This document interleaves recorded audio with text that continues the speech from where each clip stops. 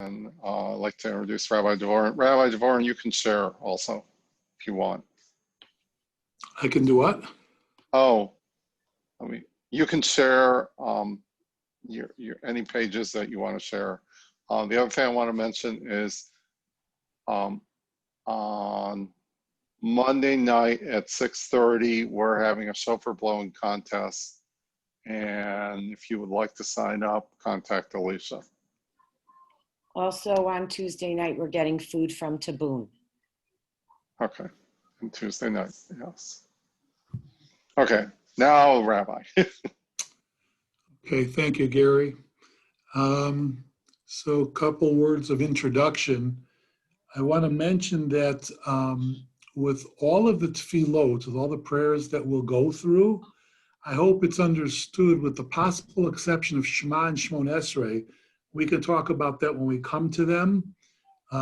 In every case, with the possible exception of Shema and Shmon Esrei, any prayer that we review can be said. If you're somebody whose Hebrew is not as proficient as you'd like it to be, and you're more comfortable offering the English, we don't want to sell Hashem short, and we assume that God understands the English of all the prayers, and that's perfectly acceptable.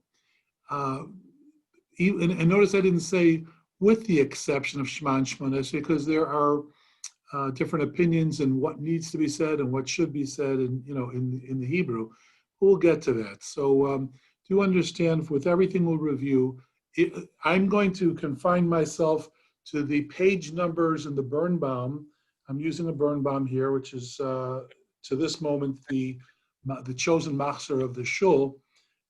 You certainly can follow me in any other Machzor. I'm not going to be jumping around so terribly that you'd not be able to find your place, but for our purposes here, it's the Birnbaum Machzor, and I'll be referring to the Hebrew pages. So for example, if I start with Berchot HaShachar, which I will, that is the morning blessings, if I refer to page 59, if you are following in the English, you know it's page 60. If you have it in front of you, I want to be clear about that. I also want to be clear about the level of requirement.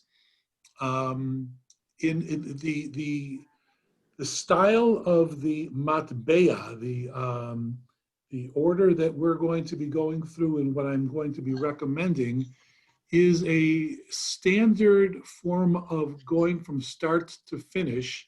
But I want to be clear, and I'll use as an example. Let's say you are going through the davening, and not because you're trying to cut corners, but your attention level and your ability to focus in with the greatest motivation is limited. Let's say you're just somebody who you have an attention span that is the way it is.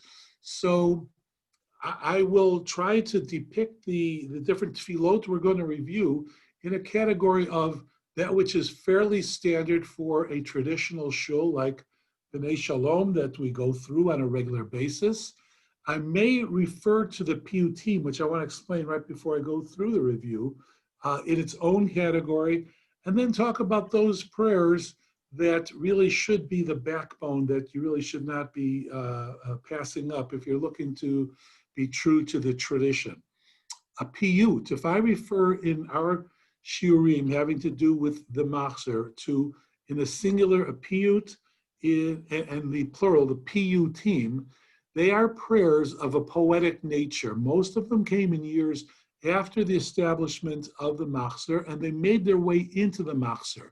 They are an adornment, an enhancement to the prayers. Some Machzorim, larger, more voluminous Machzorim, have far more piyutim than, let's say, a standard Birnbaum. Birnbaum carries many, many piyutim, which have become customary to be included. We don't include all the piyutim, and we follow a certain direction that has been guided by tradition.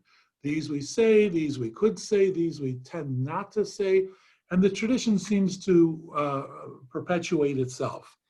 But I do want you to know this is not all. If you're somebody who envelops himself or herself in davening, And especially if you're not going to be in shul and you can move at a faster pace than a shul might, you have the potential for including more piyutim and more of the enhanced prayers. So I want you to know that. As we go through, what we're doing is more of a middle ground, not doing a lot of skipping, but at the same time, not including, let's say, all of the piyutim.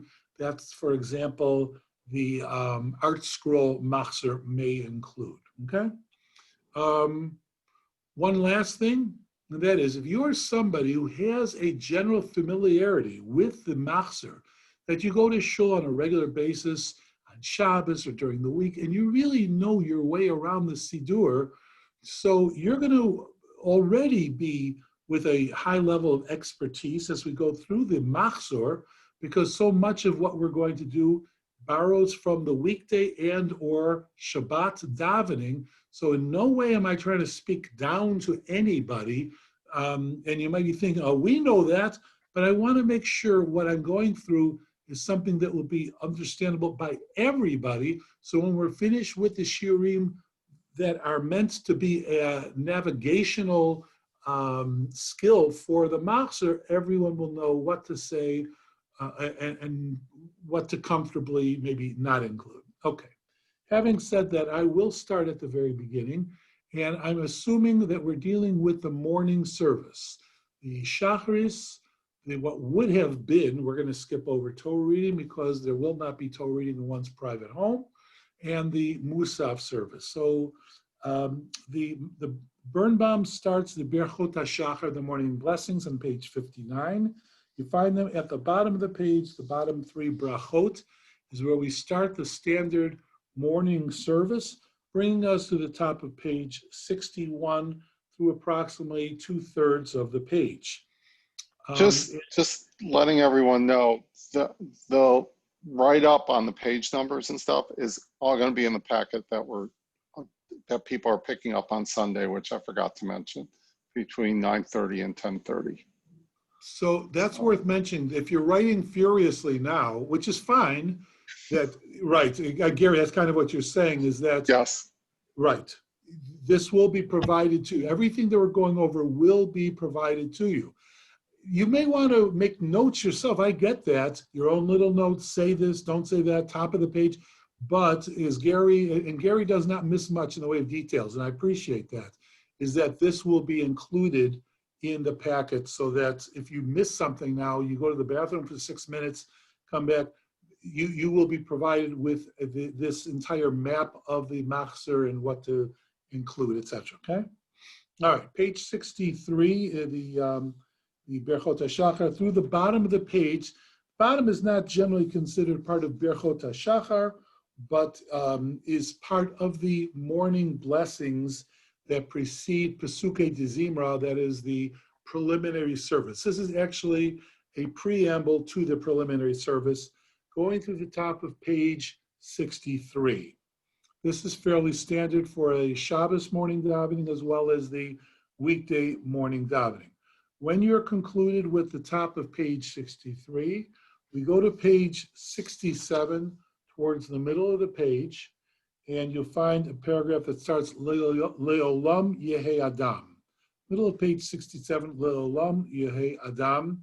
So if you're somebody who wants to be as inclusive in the davening, you would start there and go through the bottom of the page.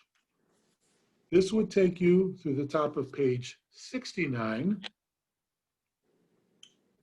Then there is a early recitation of Shema Yisrael. You find that right there near the top of page 69.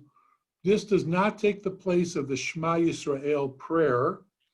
It is an earlier recitation of Shema.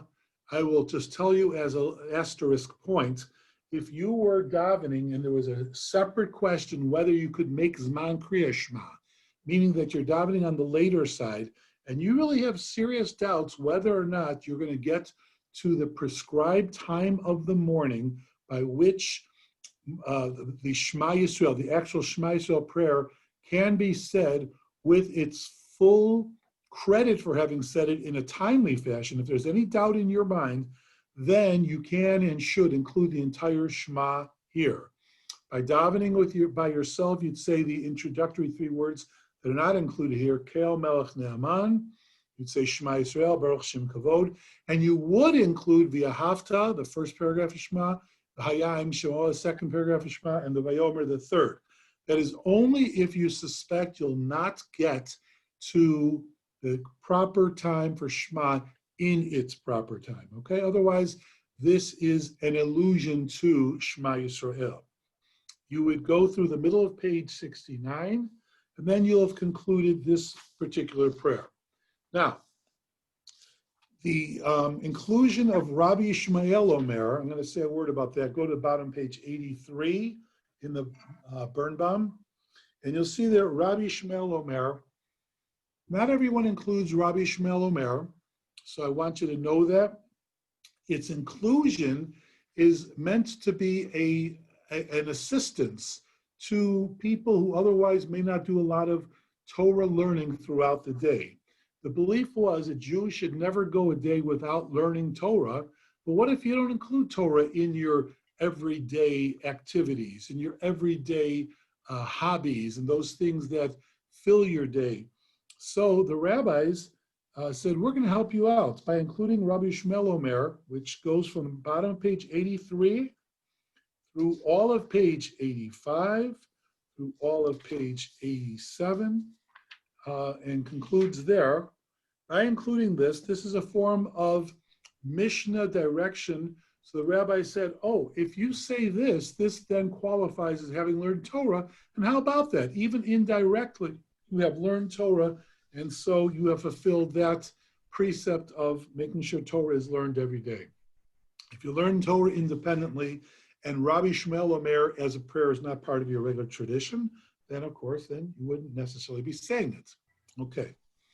No form of Kaddish is said without a minyan. So as we go through, you're going to notice I skip over all forms of Kaddish. Chatzi Kaddish, that's the half Kaddish. Kaddish Shalem, the full Kaddish. Page 89, Kaddish to Rabbanan, Rabbi's Kaddish, and the mourner's Kaddish. No form of Kaddish is said without a minyan. You would go then to the proper Shir Shel Yom, the Psalm of the day. This year, Rosh Hashanah comes out on a Saturday, Sunday. So on Saturday, you'll include page 99, the Shir Shel Yom, the Psalm of the day for Shabbat. And on the second day, Sunday, you'll include it right in front of us here, page 91. And we all can see the instruction that Birnbaum gives us, where to find the proper 191 for Sunday, 99 for Shabbat. Typically, the Shir HaYichud is a enhancement to the davening, which davening in one's home, one should not feel any push to have to include that. So this particular direction is going to have you go first to 133, to go directly to page 133, and you'll recognize from Shul, Mizmor Shir Chanukat Habayit L'David. That, again, it has Mourner's Kaddish, but we wouldn't be saying Kaddish. From Mizmor Shir, the next several pages, I'm going to speed up the pace a little bit because all of this now follows page by page with the Shabbos davening. So if you want me to slow down, I see a few faces. You certainly can stop me or say anything, just let me know. But in the absence of hearing that I'm going too fast, I'll assume I am not. So 133, Mizmor Shir. Middle of 135, you stand up, whether in your kitchen, your living room, your den, for Baruch Sha'amar. That the tradition is to stand for this prayer. If you're wearing talis, you would grab, this is not dependent on having a minyan or not. If you're wearing your talis, for the men over 13 years old, presumably yes. If you're under 13, you would take the tzitziot of your arba kanfot worn under the clothing and the front two tzitziot, that's the tradition. You have not invalidated Baruch Shamar if you do not grab the tzitziot. That's 135. Bottom of 135, you continue and you go through page by page the full lineup of prayers, going as you would typically on a Shabbos morning. This is the same lineup as you'd have on a Shabbos morning. I mentioned I'm going quickly, so I am going all the way to 167, through the page, bottom of page 167. Going from the Baruch Shamar through 167, nothing is skipped. If you choose to pick and choose, I would tell you not to skip Ashrei. I would tell you not to skip Hodu. I would tell you in Baruch Shamar, which we've said already, and certainly when you come to the Nishmas on page 165, 165 would be in that category of things that can and should be said in their entirety if you're looking for a middle ground that includes the so-called most important. So that would be 165, 167, okay? So you'll notice all of that is the typical Shabbos morning davening. On 169, Hamelech begins what would be the formal Shachris portion of the davening. The words are the same as Shabbos morning. It's a different melody, but I'm also wanting to make clear that if you simply recite the words, not using any melody, God is going to be, look, he didn't tell me this, but the way we understand it, God will be perfectly accepting of the prayers with melody. That's the nusach of Rosh Hashanah. HaMelech Yoshev al Kisei Ram v'Nisa Shach. But I don't know if you are going to be so formal in your living room. All of page 169. 171, interesting, you don't typically say Shir Hamalos on Shabbos, you do say it on Shachris of Rosh Hashanah. All throughout the Aseret Yomei Teshuvah, the days that link Rosh Hashanah and Yom Kippur. And so, typically in Shul, you open the Ark. I presume you have an Ark in your living room. And if you did, you wouldn't need to open it anyway. But you do say the Shir Hamalos top of the page. And as I've mentioned, you do not say Kaddish, it's in the middle of 171. And you do not say Baruch Hu. Baruch Hu is a prayer that needs a minyan, and Kaddish needs a minyan. Now, here you have to follow closely because there is a lot of jumping around. Bottom of 171, 3 lines from the bottom of the page, the bracha Yotzer Or. Yotzer Or, Uvarei Choshech, Oseh Shalom, Uvarei Et HaKol. I referred earlier to the Piyutim. We're going to go through several pages of the Piyutim, the aforementioned Piyutim. Those are the prayer poems that are said. So I want you to follow what is typically said and what is not necessarily as required. So from the bottom of page 171, on the first day, on Saturday, because you have a difference between the 2 days. By the way, I'm going to mention this now and we'll get to Shemona Esrei. I hope it goes without saying, I'm going to mention it now. When you get to the Shemona Esrei, the Amida, on the first of the 2 days when it's Shabbos, that is very easy. It'll be laid out in front of you. Anywhere it says include on Shabbos, of course, include on Shabbos. And on Sunday, you do not. On Saturday, the first day of Rosh Hashanah, you go to the middle of page 185.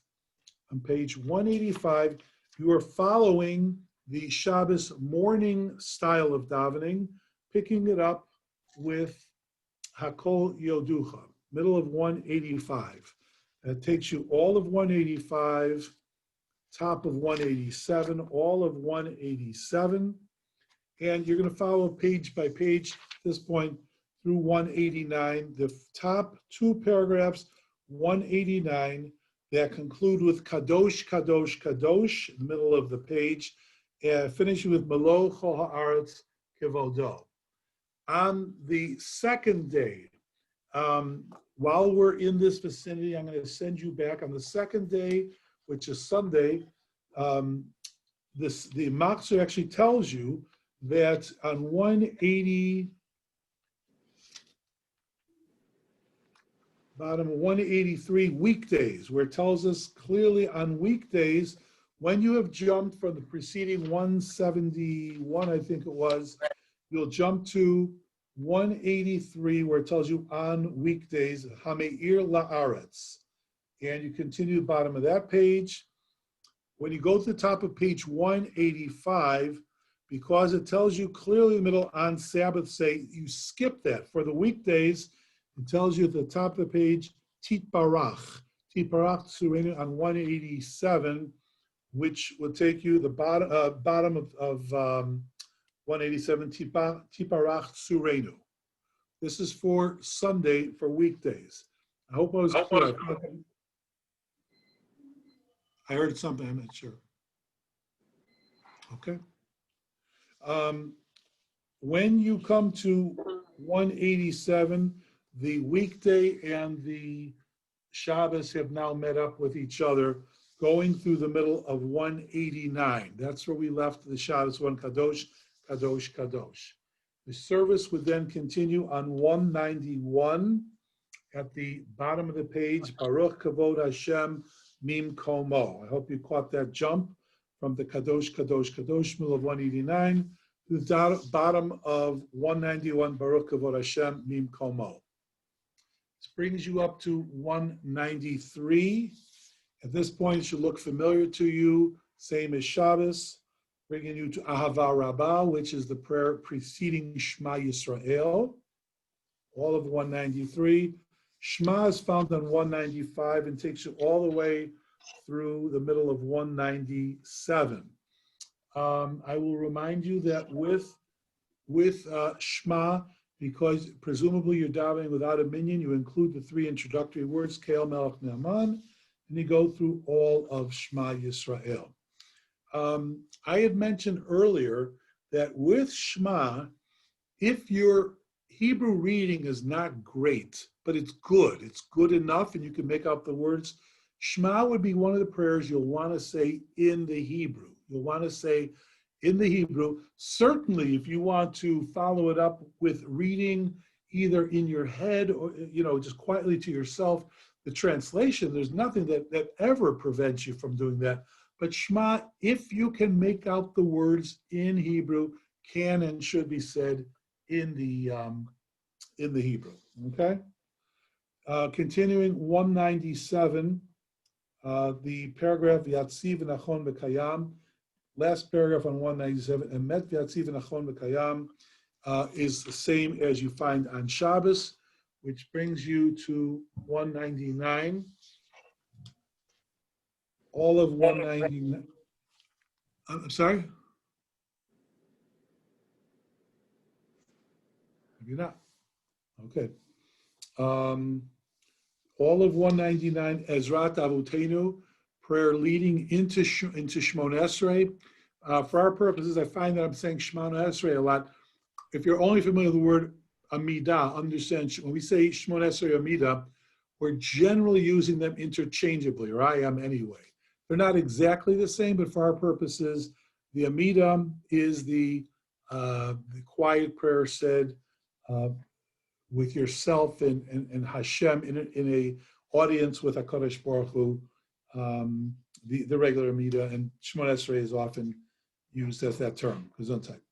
All of 199, bringing to the top of page 201. Come to page 201, you've got the silent Amidah, and this is going to take you all the way through page 209. I'm going to say a quick word about this. Now, in the Amidah, you're going to find that this is not the extra long Amidah that you may be expecting for Rosh Hashanah. That's Musaf. That's not a surprise. I'm not like popping a surprise on you that you may be unaware of. All of 201, 203, 205. You'll notice on 205, the words in the parentheses, this I referred to before. Anything in the parentheses on 205 and, of course, 206, those are for Shabbat. On Saturday, you'll include those words. On Sunday, you will not, okay? I will tell you, not to sound overly strict, if you skip the words that are meant to be said on Shabbos, in the parentheses, I'm sorry to tell you that it invalidates the Shemona Esrei, and Shemona Esrei has to be said again. If you conclude the whole Shmoneh Esrei, and you realize, oh, I forgot the words in the parentheses, I skipped those. You've invalidated your Shmoneh Esrei for Shabbos. And it works the other way too. For some reason, if on Sunday you say the words in the parentheses when it's not Shabbos, you've done it in reverse order. I assume there's less chance of that. Let me take a breath here. We've gone through Birchot HaShachar, the morning blessings, Psukei de Zimra, the Psalms of praise leading up to Shacharis, starting with Hamelech, going through Shacharis up to and including the Shacharis Amida. Are there questions of any kind? What to say, what not to say, etc. I'm assuming people can unmute themselves if need be. Okay. All right. I'm going to go a little further. Let me keep going just a little bit. So for our purposes now, where we in Shul, we would have gotten to the point of having said the Amida and the repetition. I recognize, or I believe you'll recognize, that there is no repetition of the Amida without a minyan, unless being in a formal davening with a full minyan. I do want to point out to you a couple optional prayers that, because of their meaningfulness, I'm going to throw these in here now. With this, I'm probably going to stop and then see if there are questions at the end. There are a few piyutim, of these poem prayers, that because the nature of their beauty and the manner in which they approach Hashem, that if you're feeling motivated, there you are in your living room, you're going quickly because things are not being repeated, and so you're going at a much faster pace than you would be if you were in shul. So, oh, look at this, I'm only 55 minutes into davening, and not because you're going anywhere, but you feel motivated and you want to include some of the piyutim that can be said without a minyan. And if you're going to ask me, well, wait a minute, Rabbi, they seem to be in the repetition. Understand, I am pulling them out of the repetition and pointing out just a couple things that are otherwise meaningful. So, for example, on the first day of Rosh Hashanah, the piyut that is Atahu Elokeinu, you find that at the bottom of page 217. It continues to the top of page 219. I want to make sure I'm clear on this. It is not mandatory and typically is not said because it's in the repetition. However, if you are looking for further enhancement to your davening, it can be said by a yachid, by a person davening by himself or herself. Bottom of 217 to the top of page 219. Also optional for the first day of Rosh Hashanah. It's kind of long. I happen to think it's very beautiful. If you turn to page 225, is the prayer Hashem Melech, Hashem Malach. And that goes from the middle of page 225 and goes through the bottom of page 227. Okay? Understand what I just said, those last two prayers are optional.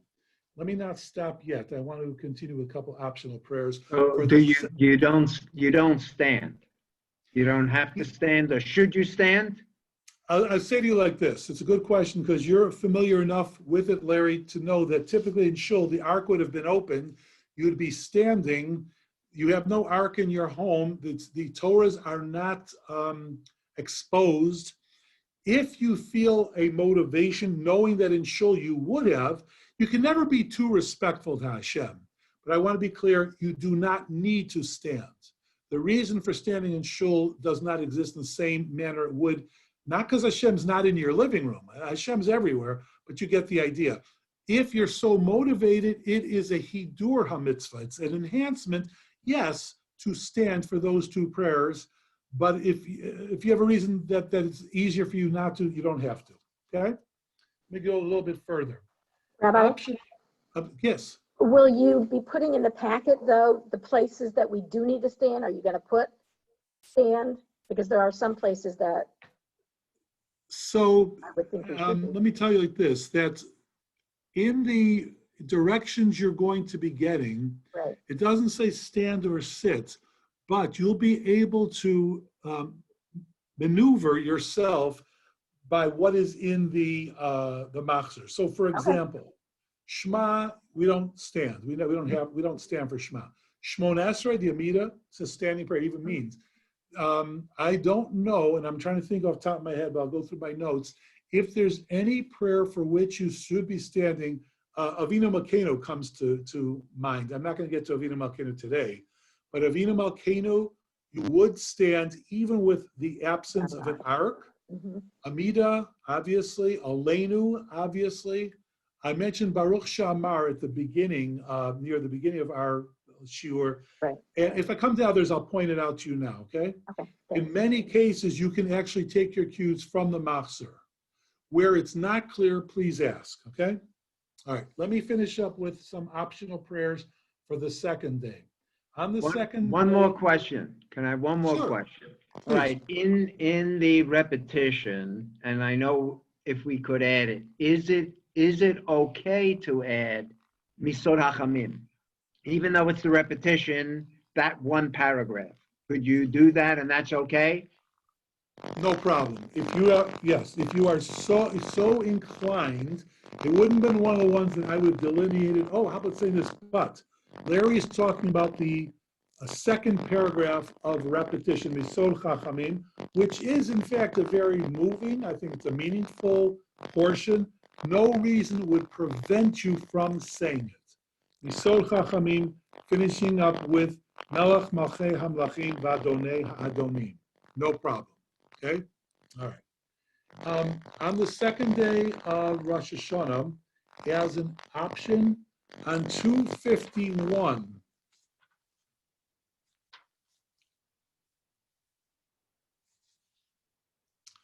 we have the prayer Melech Elyon. It begins about 5 lines from the top. Melech Elyon. It is optional. This goes from 251 through the top of page 255. In the shul, the ark would have been open for most of it. It's closed for one small paragraph. Again, you don't have an ark. If you're inclined to stand out of respect, no harm done. It's beautiful. But you don't have the same imposition of standing that you would have if you're in shul. Similarly, on the second day, the Hashem Melech that I referred to on the first day is said on the second day as well, and it follows the Melech Elyon on the middle of 255. This then can be said all the way through the bottom of 259. Okay? I'm going to go just a little bit further because I have one more optional prayer that can be said on both days. On 261, I think it's just a beautiful piyut. 261, there is no ark opening, which you would have had if we were in shul. Top of 261, and it ends right before we begin Kedusha. L'tomech tamimav biyom din is the end of this prayer. If you are so inclined to want to include it, by all means, can be said both days. It's a very, very beautiful prayer, and it's optional to be said, by a person in yichidus, saying it quietly, in the privacy of your home. I'm going to stop there, see if there are any questions. We're going to pick it up tomorrow. I'm giving shir again tomorrow night after Pirkei Avos. We'll pick it up after this. I'll probably pick it up from 261 as the optional prayer. Start with questions. But let me see if anything here and now, any other questions. Okay. I'm assuming, I hope this is not a bad assumption, that the absence of questions means that it's been clear till now. And I hope I'm not in any way talking down to anybody. There shouldn't be too many questions in the sense that the major portion of the Shacharis davening is very similar to Shabbos. The major portion of the Sukkot de Zimra was borrowed from Shabbos, so that shouldn't be so foreign to you. I see a Cardinals fan there. Hey, go Cards. Anyway, no questions, anything? One question. Yes. So you talked about, when you were talking about Rabbi Ishmael, And you said, of course, if you're not learning Torah, and then you said, we don't do Torah reading because we're not in shul, we're not doing Torah reading. But when I'm home, and whether it's Monday and Thursday or whether it's Shabbat, I always follow the Torah reading of what is required, regardless, even though I'm not in shul, I still read it, and you want to read the Haftorah and read it. Is that not right? You shouldn't do this, or? No. So let me be clear. Listen carefully to the verbs I use. I'm not talking about Torah reading. I'm not talking about reviewing the Parsha. Those are things that always can and should be done. So what you've done is commendable. I'm talking about, let's say, a person who, before he takes a Shabbos nap at 3 o'clock in the afternoon on summer Shabbosim, or maybe 2 o'clock on a winter Shabbos, always pulls out a chumash and does 45 minutes of the Parsha, the chumash with Rashi, some Mishnah, some Gemara, just makes learning Torah a regular part of their day. We're commanded over and over and over again about learning Torah. I'm not even talking about the specific Parsha, that of course. If a person, under normal circumstances, we don't have COVID-19, had a cold, had a fever, had flu, couldn't get to shul that Shabbos. So, in fact, we are told we're supposed to go throughout that week. It's called Shnayim Mikra Achad Targum. I think we talked about it in my shiurim, Shalshudas. Shnayim Mikra means throughout the week, a person should go through the Parsha of the week twice, and Targum Achad, meaning once with Rashi, or Targum Unklus. There are different ways of doing that, the explanation. But no question about it. What I'm referring to, if there's a person who's lenient about learning Torah and doesn't typically pull out a chumash and learn, the rabbis were concerned, well, what can we do for this person? He's not making Torah learning a part of his day. If you include Rabbi Shmuel Omer, which is a form of Torah, it's the manner in which we learn Mishnah, and he reads through it, see, he didn't even know. It was painless, and he learned some Torah, and it qualifies. Do you see what I'm saying? It qualifies as, he learned Torah, okay? Because at the beginning of the day, we say the bracha, Asher Kedishanu Mitzvah Savitzivanu, La'asok B'divrei Torah. God, you've commanded us to envelop ourselves and to involve ourselves in learning Torah. You will have made a blessing in vain if you say that bracha at the beginning of the day, and the day goes by and you didn't learn any Torah. So the rabbi said, we got it. Include Rabbi Shmuel Omer, okay? If you're someone who's so involved in Torah anyway, and Rabbi Shmuel Omer is not part of your tradition, it's not quite so dachuf. It's not quite so pressing. Any other questions? Thank you, Larry. So we'll pick up tomorrow night, right after Pirkei Avos from this point, and I hope that it's clear. I didn't want to be so, okay, I don't need to apologize. I want to be clear so that when we go into Rosh Hashanah, you know what you're going to say, what you may not say, what you're comfortable saying, what you'll include, and what you may feel like including, even if you say at this moment, we don't need to say that. You get the idea. So you have all the options, okay? Anyway, thank you. Thank you for the opportunity. I meant to.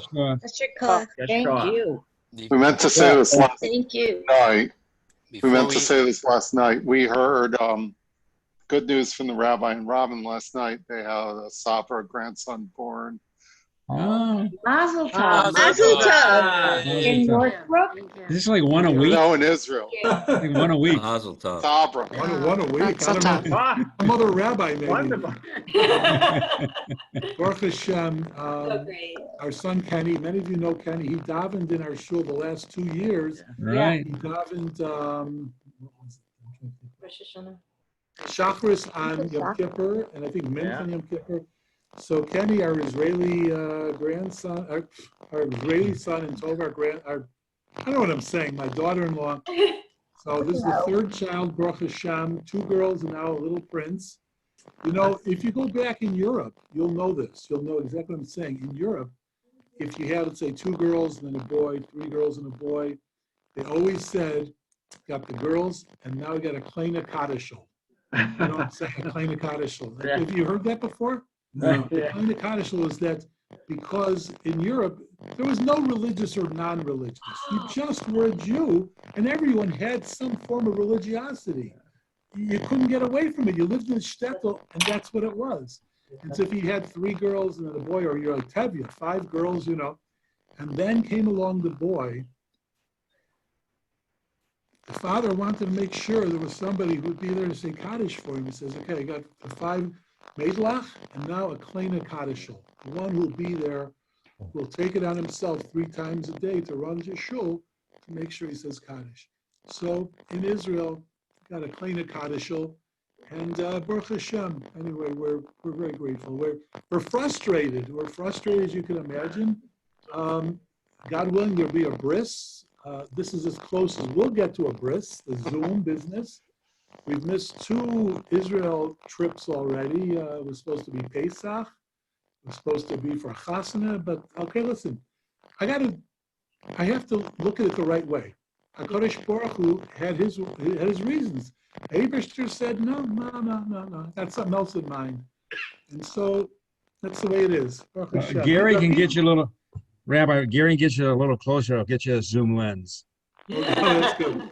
But here's the thing. There are people with real tsaras. There are people who have tsaras, and Baruch Hashem.